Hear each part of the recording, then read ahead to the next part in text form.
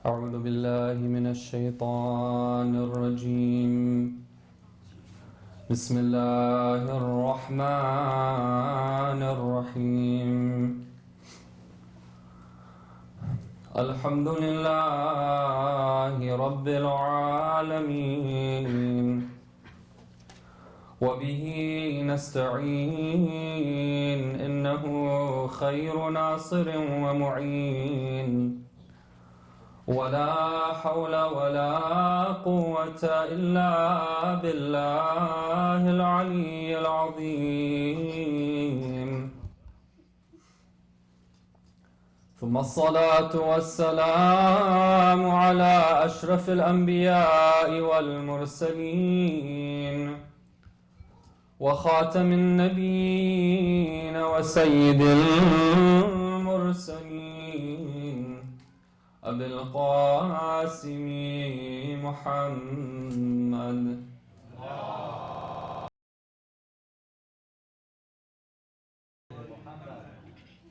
وعلى آل بيته الطيبين الطاهرين المعصومين المظلومين،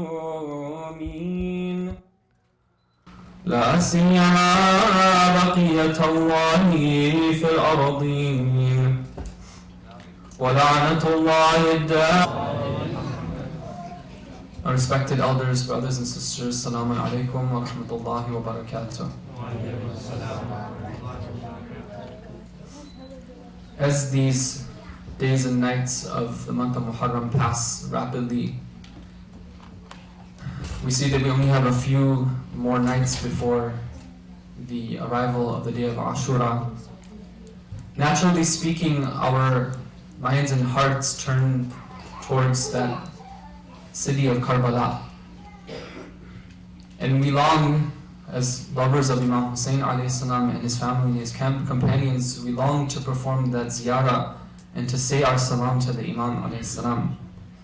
I thought I would begin just for barakah by mentioning a hadith regarding the ziyarah of Imam Hussein alayhi salam. This hadith is reported in Kamil al-Ziyarah, one of the very good and solid books of ahadith that we have. In that hadith, which is reported from our fifth Imam alayhi salam, he says, لو يعلم الناس ما في زيارة قبر الحسين عليه السلام من الفضل لماتوا شوقا. If people knew what sort of merit lies in the ziyarah of Hussein alayhi salam, peace be upon him, they would die out of that desire to perform that ziyarah. The companion is intelligent, the companion wants to know more. He asked the Imam, explain to me what sort of merit lies with it. The Imam alayhi salam explains, he says that for one who goes for the ziyarah, the reward of going to the ziyarah is the reward of 1,000 performances of Hajj. And somebody who exits from that ziyarah and successfully performs it, it's a reward of 1,000 umrahs. The ziyarah of Imam Hussein alayhi salam is something that we long to perform, and we need to, inshallah, try in our lives to have that relationship with our Imams alayhi salam, where we want to say salam to them. We want to present ourselves at their graves, and if not, then at least from afar, and express our poverty, express our need to them. It is one of the things that is a mark of a Shia, a mark of a follower of the Ahlul Bayt alayhim as-salam, to always say salam to them and to always present our needs to them. Sallu ala Muhammad wa ala Muhammad.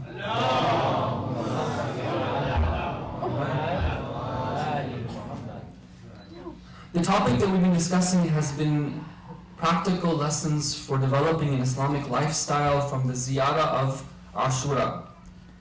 In this ziyarah, we see that we are instructed to recite this line, Ya Aba Abdullah, inni ataqarrabu ila Allahi wa ila Rasulihi wa ila Amir al-Mu'mineen wa ila Fatimata wa ila al-Hasani wa ilayk. O Abu Abdullah, indeed I seek proximity to Allah and to His Messenger and to Amir al-Mu'mineen, and to Fatima, and to Hassan, and to you. In another place in the ziyarah, we once again say, أَتَقَرَّبُ إِلَى اللَّهِ ثُمَّ إِلَيْكُمْ.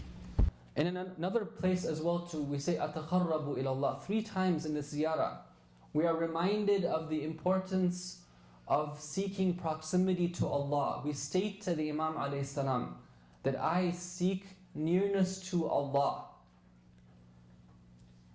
This is a very practical lesson that we can take and adopt in our lives.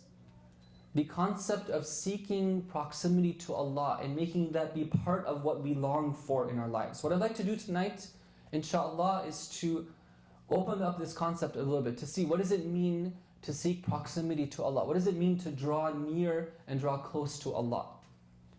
First of all, we have to ask the question, where is Allah, such that we have to get close to Him? Where is Allah? Allah tells us in the Quran, وَاللَّهُ مَعَكُمْ أَيْنَمَا كُنْتُمْ. Allah is with you wherever you are. Allah tells us in the Quran, هُوَ أَقْرَبُ إِلَيْكُمْ مِنْ حَبْلِ الْوَرِيدِ, that He is closer to you than your jugular vein. He says in the Quran, وَاللَّهُ يَحُولُ بَيْنَ الْمَرْءِ وَقَلْبِهِ, that He is closer to a human being than his own heart is. But yet for many of us, when we look around, we see other than Allah. We see human beings, we see buildings, we see cars, we see trains, automobiles, sky, river. But where is Allah? This question is something that has always been a source of questioning for human beings. They know there is a creator, they wish to see that creator, but they don't know where to find Him. The Ahlul Bayt alayhim as-salam were masters of this science. They were the ones who possessed the answer to this question. There was incidents that we have reported from the times when people were confused, they didn't know how to find Allah. The only ones they could find who had that answer were the Ahlul Bayt alayhim as-salam. One time there was a delegation of non-Muslims. They had read their holy book and they knew that there would come a prophet who would have successors who would have the answers to their questions. They were perplexed about this very same question. They go to one of the companions, this was after the prophet had died, they go to one of the companions and they ask him, where is Allah? He says, Allah is فوق السماوات السبع. Allah is above the 7 heavens. They say that no, that can't be the case. No, there has to be somebody else. Is there somebody else who's more knowledgeable than you who can answer our question? He refers them to another companion. They ask him, where is Allah? He says that Allah is فوق السماوات السبع. Allah is above the 7 heavens. They say that no, this can't be the case either. Even they had something more profound in their books. They say, is there somebody else who can help us in the city of Medina to answer our question, where is Allah? He says, yeah, there is somebody else. His name is Ali ibn Abi Talib. Go and ask him. They go to Imam Ali alayhi salam. This hadith is reported in the Kitab al-Tawheed of As-Saduq, Sheikh As-Saduq. They go to Amir al-Mu'mineen and they ask him, they say that, where is Allah? He tells them that, you want me to explain it to you according to the knowledge at the time or at the time according to the knowledge that has been developed with the coming of our Prophet. They say, first of all, explain it to us in a way that we can understand according to knowledge that was developed in our time. Sallu ala Muhammad wa ala Muhammad. Allahumma salli ala Muhammad wa ali Muhammad.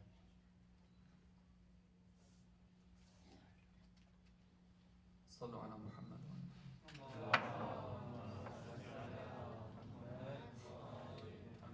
One more salawat, please.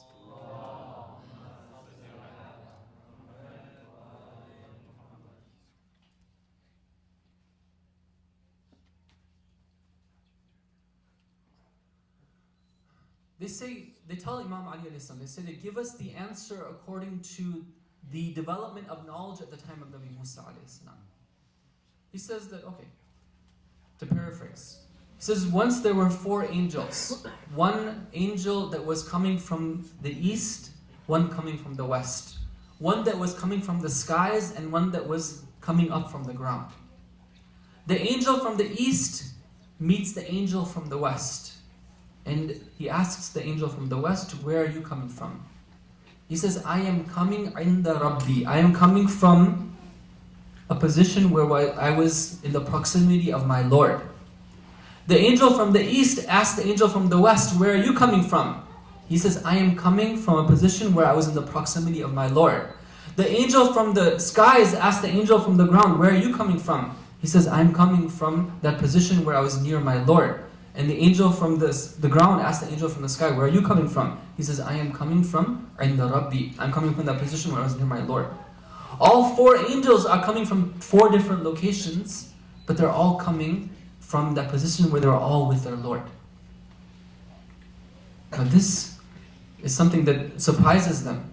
They say, this is knowledge. Tell us more. Tell us more. Tell us how it was explained at the time of your Prophet. So then Imam Ali Islam quotes the verse from the Quran.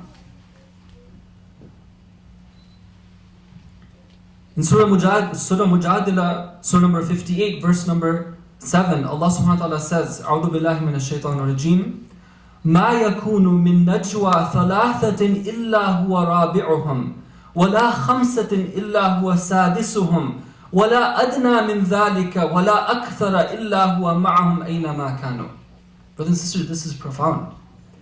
Allah says in the Quran that whenever there are 3 who get together, He is the 4th of the 3. Whenever there are 5 who get together, He is the 6th of the 5. Allah subhanahu wa ta'ala is the 4th of the 3. He's not the 4th of 4. He's the 4th of 3. He's not the 6th of 6. He's the 6th of 5th. Meaning that whenever there are 3, there has to be Allah there as well too. Whenever there are 5, there has to be Allah there as well. Whenever there are any group of people, however many there are, no matter if there's X number of people, Allah is always there as well too. Now what does this mean? How do we put this together? How do we understand? How is it that Allah can be everywhere, but yet everything that we see is other than Allah? The problem, brothers and sisters, goes back to us. Allah is everywhere. Allah is to be seen everywhere. But there's only some who can see Him everywhere. Once again, a group of non-Muslims, they're confused about this issue. They go to Imam Ali alayhi salam. They ask him, please show us, where is Allah? Where is Allah? We want to find Allah. We don't understand, we're perplexed. He orders that some logs be brought, and he kindles a fire. Once the fire is large fire and it's a roaring, burning fire, he asks them, he says that, tell me something. Where is wajhun nar? Where is the face of this fire? If you want to turn and face this fire, where do you turn to? Do you turn to this place or that place, or you turn to that place over there? They look at the fire. Now you can ask yourself this question, use your mind, think. If you look at a fire, there is no starting place or ending place. A fire is a fire. Wherever you look at that fire, it is an entry point into that fire. It's fire. The face of the fire is the entire fire itself. They tell him that, okay, in this fire, everywhere there's fire. There's no one place which is a fire, another place which is not fire. Imam Ali salam tells them that the same way that you see that their face of the fire is the whole fire itself, that is the same with Allah as well. أَيْنَمَا تُوَلُّوا فَثَمَّ وَجْهُ اللَّهِ. Anywhere you turn, that is the face of Allah. Every single being on this earth, everything that exists, is a sign of the existence of Allah. But it's we who have the issue that we can't see. There are some who could see. We see in the lifetime of our Imams alayhim salam that they would live a life where they would never be absent from Allah. One time, our 7th Imam alayhi salam was saying his prayers, and I saw the same hadith reported for our 2nd Imam. Perhaps it happened with both of the Imams. He was saying his prayers, and there's a lot of people making noise around him. So some of his companions come to him and they say that, should we tell these people to like go away? They're walking in front of you, they're going to disturb you. Imam Kadhim alayhi salam or Imam Hassan alayhi salam, they say that, woe be to you. The Lord that I worship is closer to me than this individual who's walking in front of me when I say my prayers. The Ahlul Bayt alayhi salam had a connection with Allah. Allah was present with them. They were close to Allah. Some of their followers were close to Allah as well too. I remember one of my teachers used to always repeat this story. He said it multiple times over many years. He said that there was once a student of the scholar, the eminent scholar Sheikh Ansari, who was saying his prayers in the Haram of Amir al-Mu'mineen alayhi salam. This was back in the days when, just like right now, the situation, there was a lot of unrest in that city. He was saying his prayers in the Haram and suddenly a fight broke out. There was two sides, they came together, they draw their swords and they start battling each other and people started getting killed. A whole battle takes place. If the battle finishes and at the end, after everything's settled down, they see that he's still saying his prayers. After he finishes, they come to him, they say that, what's happening here? Don't you realize there was just a battle for your life? He said, battle? What battle? He never noticed that there was a whole war going on because he was busy talking to Allah. Allah was present with him. I used to think, why is it that my teacher repeats the story again and again? Later on in my life, when I had children, and I noticed that the children were running around the house and we were saying our prayers, then I realized that this was something that was important for me to understand. That it is something that can be done. That there are some people who reach that status where Allah is present for them. Now, brothers and sisters, if Allah is everywhere, Allah is present everywhere, why is it that some can feel His presence but some cannot? What is it that is the barrier? Our ulama give an example. They say that it is true that Allah is everywhere, He is close to us. But there can be some situations where somebody can be close to somebody, but the other person is not close to them. How can that be? Imagine that you had two friends. One of them is blind. One of them is not. They are together. They're in the same room. Maybe after they have been separated, after a long time they come back together again. The one who can see is very excited. He sees his friend. After a long time, he's walking near him. He's getting closer and closer to him. And he stops right before he gets to him. He doesn't say a word. Now, how close is he to his friend? He's very close to him. He's right next to him. He knows him. He knows who he is. He's right there. His friend is near to him as well too, but he doesn't know it. He's completely oblivious of the fact, even though in reality he is close to him. They're close, but he's not aware of it. This is the reality, brothers and sisters. Allah subhanahu wa ta'ala describes this in the Quran, of how it can be the case that Allah is there but we can't see Him. Surah Al-Hajj, Surah number 22, verse number 46. A'udhu billahi minash shaitanir rajim. فَإِنَّهَا لَا تَعْمَى الْأَبْصَارِ وَلَكِنْ تَعْمَى الْقُلُوبُ الَّتِي فِي الصُّدُورِ. It is not the eyes that become blind. True, eyes can become blind. But the true blindness is not the blindness of the eyes, it's the blindness of the heart. When the heart becomes blind, we can't see reality the way it is. Allah is there with us, Allah is close to us. But we need to see what we can do to gain that vision so we can see Allah. Brothers and sisters, when the Imams instruct us to recite this ziyarah, they tell us recite it every day if you can, even from afar. And in this ziyarah 3 times, we pray and we say to the Imam that I am seeking nearness to Allah. That means that we have to adopt this as part of our mission in life. You have to take this seriously. It's a serious quandary. Allah is near to us, but we can't see Allah. Why? Why should we want to be close to Allah? Have you ever thought about this, brothers and sisters? How much desire do we have for Allah? How much love do we have for Allah in our lives? ulama tell us on the basis of Quran and Hadith that the love of Allah isn't something that needs to be even taught. It's something that we're born with. It's something that's innate to us. But what happens is that that innate feeling gets covered. And the only reason we have to talk about it is to remind ourselves of something that already is there. Not that we have to create it from scratch. And it's very simple, brothers and sisters. We can all ourselves on this night ask a few questions. What is my desire for beauty? What is my desire for knowledge? What is my desire for perfection and for goodness? Human beings love these things. If you go out into any type of store and you look at the magazines that they have, what is it that they're promoting? They're promoting beauty. They're promoting knowledge. They're promoting richness, promoting wealth.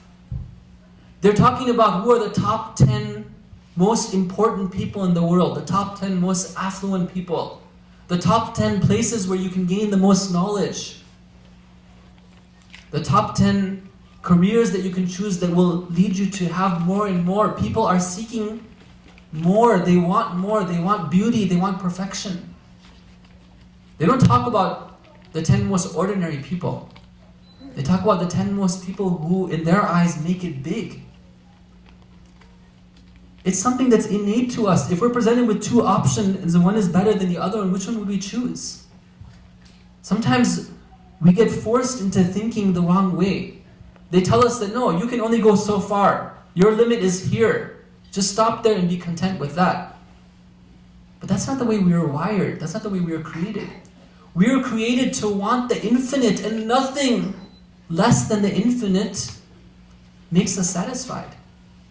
Nothing else works. Wealth and power and good looks, all of these things don't give us that happiness that we're seeking. It's something that we strive for innately. It's something that the Quran calls us to as well.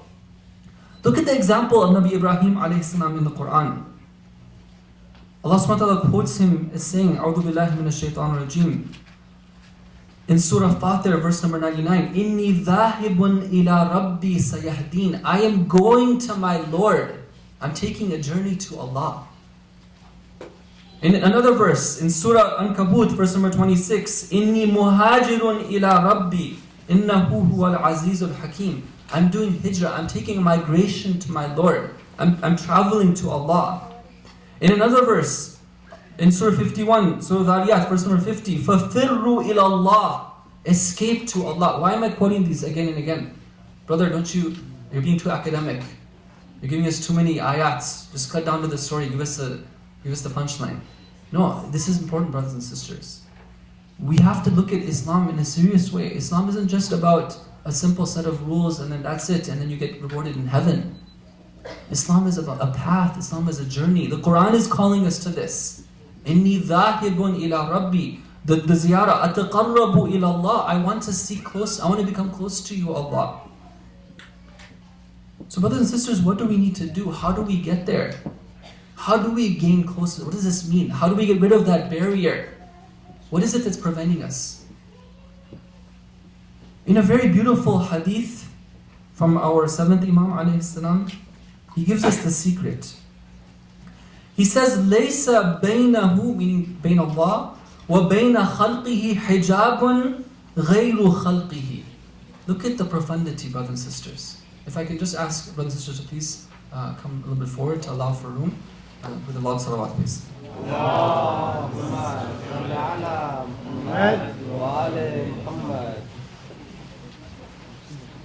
The Imam alayhi salam is guiding his followers. This question, why is it that we're not closer to Allah? Answer. He says, لَيْسَ بَيْنَهُ وَبَيْنَ خَلْقِهِ حِجَابٌ غَيْرُ خَلْقِهِ. The only thing that is preventing us from seeing Allah and from being close to Allah is us ourselves. We ourselves. We're the barrier. We're the problem. When somebody sees themselves and they don't see God, that's when they stop being in touch with Allah. And what does that mean on a practical level? Let me break it down, make it very simple. let's say that I'm presented with option A versus option B. Option A is something that Allah doesn't want me to do. Option B is something that Allah wants me to do. If I take option A, which is what Allah doesn't want me to do, then what I'm saying is that I'm important. Allah, you're not important. What is that? What happens as a result of that? The result of that is that my heart becomes clouded. I become unable to see Allah because I'm just seeing myself. If I take option B, I prefer the desire of God over desire of myself. I'm preferring God over myself. I'm seeing Allah, I'm not seeing myself. Guess what happens? My heart becomes clear. I start to be able to see Allah. There's a beautiful hadith which describes this, and this hadith is something which is quoted in both Shia and Sunni sources. Ulama tell us it's one of those ahadith which is agreed upon by all Muslims. We can be sure that our Prophet said this. What is the hadith? مَا تَقَرَّبَ إِلَيَّ عَبْدٌ بِشَيْءٍ أَحَبَّ إِلَيَّ مِمَّا افْتَرَضْتُ عَلَيْهِ. There is nothing that my servant can use to get closer to me, which is more beloved to me, than those things which I've made as an obligation to him. And then he continues, وَإِنَّهُ لَيَتَقَرَّبُ إِلَيَّ بِالنَّافِلَةِ حَتَّى أُحِبُّهُ.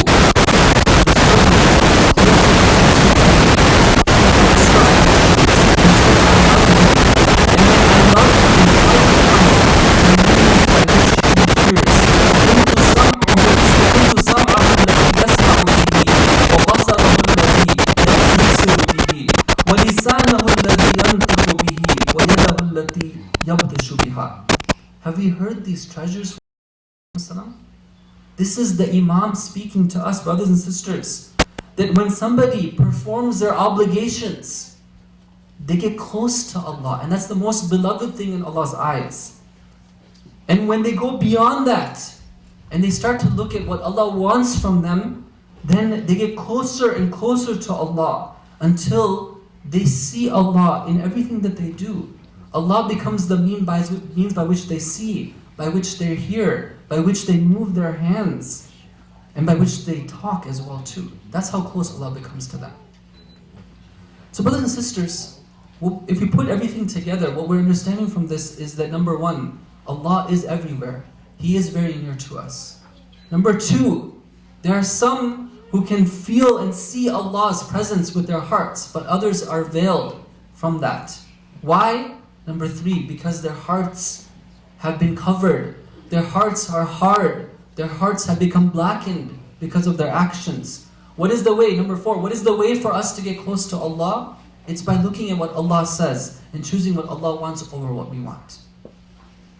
Brothers and sisters, the Ahlul Bayt ﷺ took this very seriously. There was one time when our Prophet comes across a young person by the name of Haritha. Haritha was just a young man. When he sees the Prophet notices this is somebody who has worked on themselves. He's worked on himself, he's gotten some proximity to Allah. He says salam to him, he says, "Oh Haritha, kayfa asbahta?" Oh Haritha, how have, this hadith is reported in Al-Kafi as well as other sources. How have you entered this morning? Haritha replies, he says that I entered this morning in a state of certainty. Asbahtu yaqina. He asks him, he says that, Haritha, if you entered this morning in the state of certainty, what is the sign of your certainty? Prove it to me. Look at what Haritha says. Haritha is just an ordinary person. He's not a ma'asum. But he's somebody who took the deen of Islam seriously. He took his wajib and his haram seriously. He preferred the command of God over his own nafs. And the result is that he gets to the point where he gets to. What happens? Where is Haritha? Please say salawat ala Muhammad wa Muhammad. Allahumma salli ala Muhammad wa ali Muhammad. He says that, Ya Rasulullah, عزفت نفسي عن الدنيا وأسحرت ليلي وأظمأت هواجري وكأني أنظر إلى عرش ربي وقد وضع للحساب وَكَأَنِّي أَنظُرُ إِلَىٰ أَهْلِ الْجَنَّةِ. He describes how close he's become to Allah. He says that, oh Rasulullah, I've gotten to that point where it's as if I can see the throne of my Lord. And I can see the people in Jannah as well too. No, you might be saying that, no brother, this is for somebody none other than us. This is for somebody who lived at the time of the Prophet. Brothers and sisters, this was an ordinary young person. What did he do? All he did is he took the religion of Islam seriously. Islam is meant to be a path. It's meant to be something that takes us close to Allah. It's not just about do this and do that and make your life difficult. No. All of the actions that we perform, if we do them for the sake of Allah, they have a result in our heart, a spiritual impact. They lead us closer and closer to Allah. Sallu ala Muhammad wa ala Muhammad.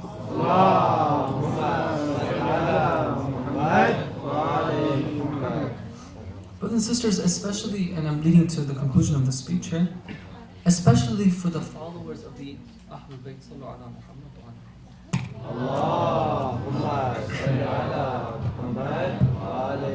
ala. Especially for the followers of the Ahlul Bayt alayhim salam. Our Imams expected something from us. They expected for us to not just say that we love them with our tongues, but to follow them with our actions.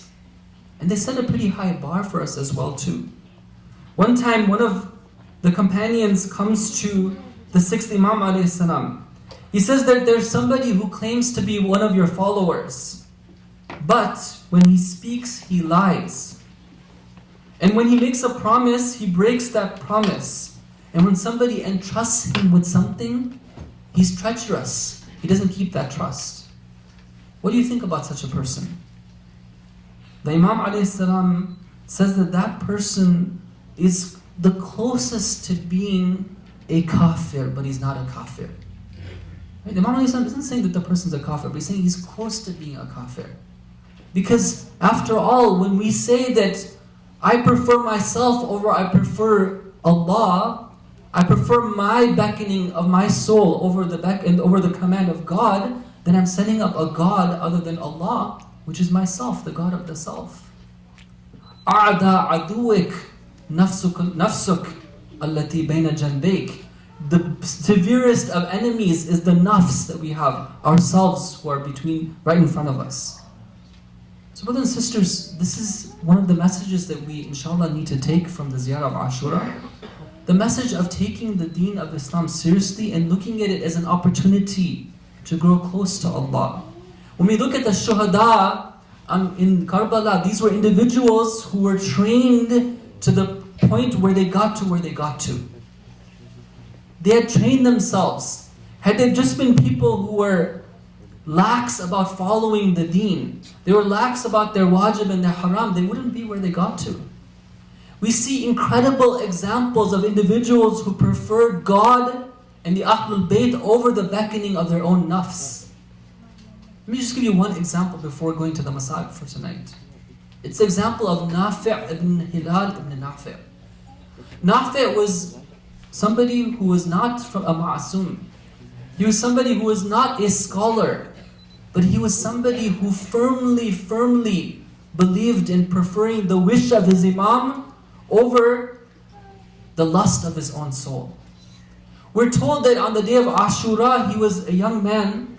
He had recently been married to a lady, but they hadn't actually started their married life yet. As that lady happened to be present in Karbala as well too. She sees her future husband getting ready to enter into the battle. She goes to him and starts crying. She says that, where are you going? Why are you leaving me alone?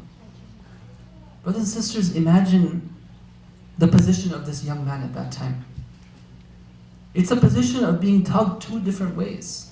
On one hand, he has his duty to perform to his imam. On the other hand, you can imagine what sort of pressure is coming from within and what sort of justifications he can make to agree and to leave aside the imam and go for this instead. The Imam alayhi salam notices his quandary. He even says that, Nafi, if you want to go and be with your wife, that's fine. I give you permission. But then he turns to the Imam and he says that, oh Imam, how can I leave you alone at this moment? What will be my answer to your grandfather on the Day of Judgment? Isn't this an inspiration for us, brothers and sisters? Another moment, Nafi is sent to get some water from the Euphrates River for the army of Imam Hussein al-Islam. When they go there, it's being guarded heavily, but the guard recognizes him from Kufa. They were buddies before. He says, Nafi, you can come and get some water for yourself. Drink as much as you want, but we're not going to let you take any back for the Imam al-Islam. Now imagine the quandary at this point. He might justify it and say that, okay, I can go and drink this water as much as I want. I'll be a stronger asset to the Imam. But he says that no, if the Imam is not going to drink water, I'm not going to drink water either. Brothers and sisters, it shows us that those in Karbala were people who had trained their souls till they get to the point where they can see Allah in their lives. When Qasim says that death is sweeter to me than honey, what does that mean? Allah subhanahu wa ta'ala says in the Quran that it's only the awliya of Allah who don't fear death. Qasim was among those who have become close to Allah. This is the lesson, inshallah, that we can be inspired to take. That of starting from the beginning, which is knowing our responsibilities to Allah, and then taking it a level beyond. Wa sallallahu ala Muhammad wa ala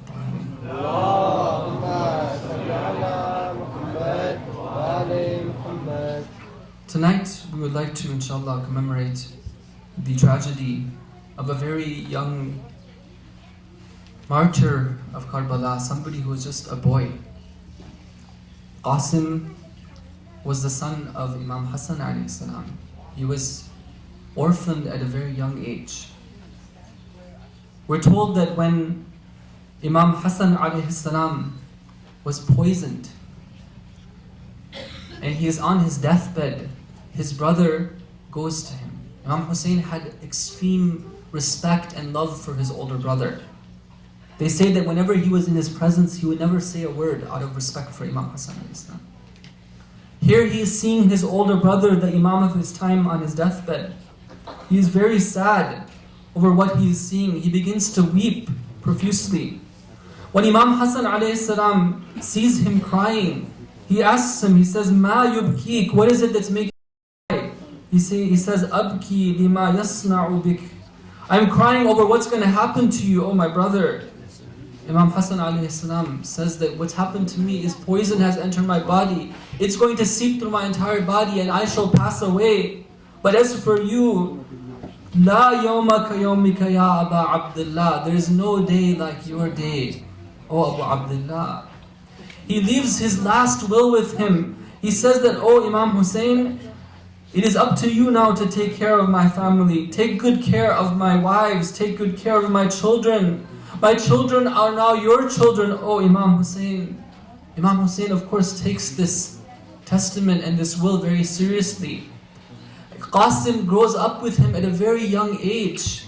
Qasim is present in Karbala along with 6 other brothers. Imam Hassan alayhi salam isn't there physically in Karbala, but 7 of his children are there to fight alongside Imam Hussein alayhi salam. It is the day of Ashura. It is the night of Ashura when Imam alayhi salam has gathered his companions around him. He's informing them of what's going to happen tomorrow. One by one, they declare their loyalty to the Imam. There's a young boy who is walking around. It seems that he eavesdrops, he overhears what is taking place. After this gathering of men has dissipated, he goes to his uncle. He asks him, he says that, Oh Imam, oh uncle, tomorrow will I also be able to show my sacrifice? Will I also be killed? The Imam alayhi salam embraces him. He says that, Oh my child, tell me one thing. كيف تجد الموت? How do you find death? Qasim replies, أحلى من العسل. Death is sweeter than honey. The Imam told him that you too will be killed, and so will Abdullah the infant. It is now the day of Ashura. Qasim alayhi salam reminds his uncle of the promise. He goes to his mom alayhi salam and seeks permission.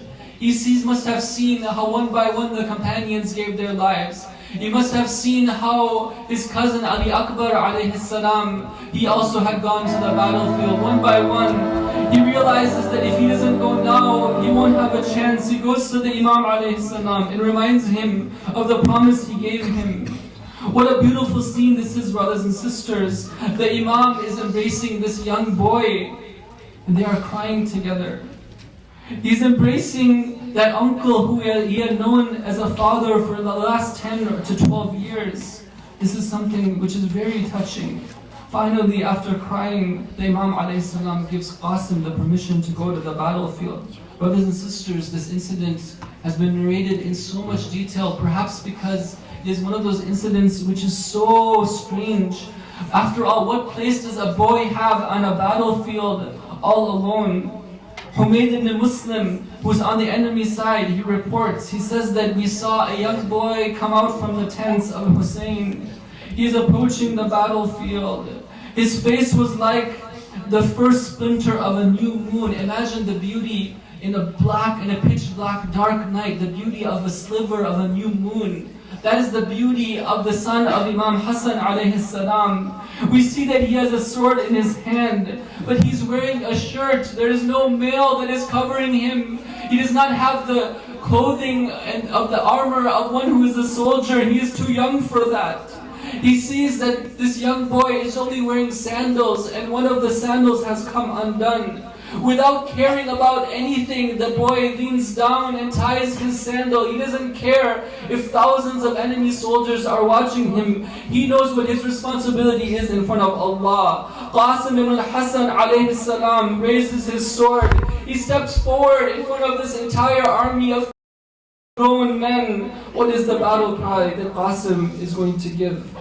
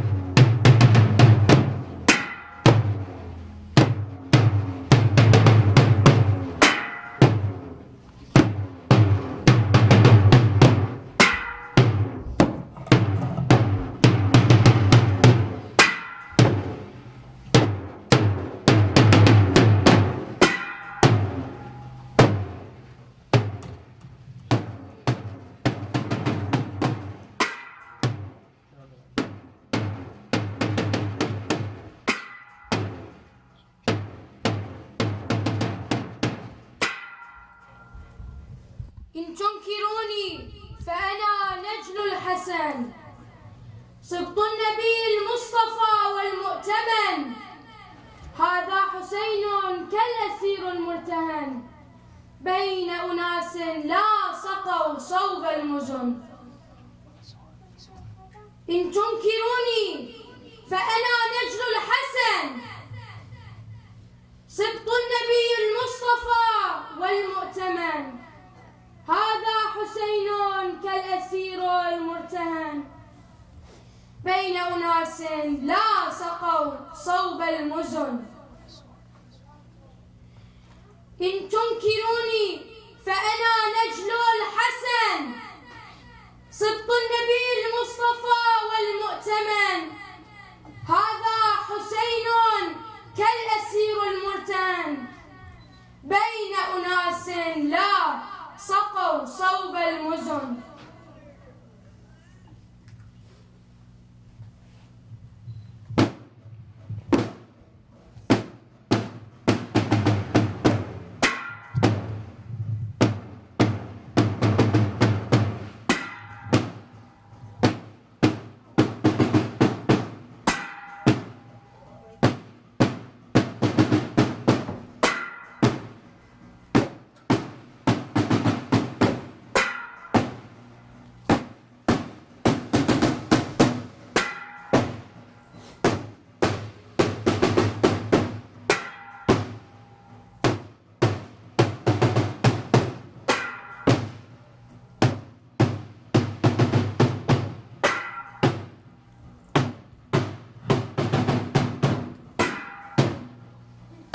When Qasim ibn Hassan alayhi salam faces the enemy army, he cries out bravely, "I am the son of Hassan, if you are unaware, the grandson of the messenger, the chosen, the trusted." This is Hussein, like a captive held in ransom for people whose thirst may never be quenched by the falling rain. As he enters the battlefield, Humayd ibn Muslim says that there was one among the enemy army by the name of Amr. Amr says that, "By Allah, let me attack this child." Brothers and sisters, it can come to a point where somebody, because of their black heart, can see something so evil, attacking a child as being something that their heart desires. This is how shaitan can come and take over somebody. He says, "By Allah, let me attack this child." Humayd says that, "What do you have to do with him? He's just a kid, he's just a child, leave him alone." But Amr says that, "No, I must attack him." All the enemy is fighting him. This one boy is defending himself bravely. Amr sneaks from behind and he raises his sword. Is he going to commit that deed? Suddenly, we hear a cry from Qasim ibn al-Hassan. He says, "Ya Amma, oh my uncle." Imam Hussein alayhi salam is watching what is going on. He hears the cry of his nephew. He pounces forward. He rushes to his nephew's aid like an eagle that has seen its prey. Imam Hussein alayhi salam goes and attacks